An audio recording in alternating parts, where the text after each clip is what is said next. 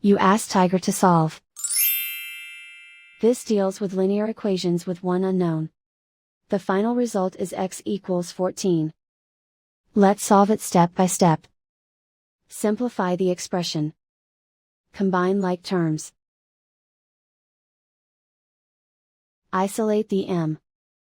Multiply both sides by inverse fraction 2/5. Group like terms. Multiply the coefficients.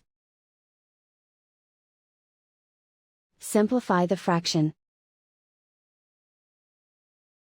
Multiply the fractions. Simplify the arithmetic. And so the final result is x equals 14.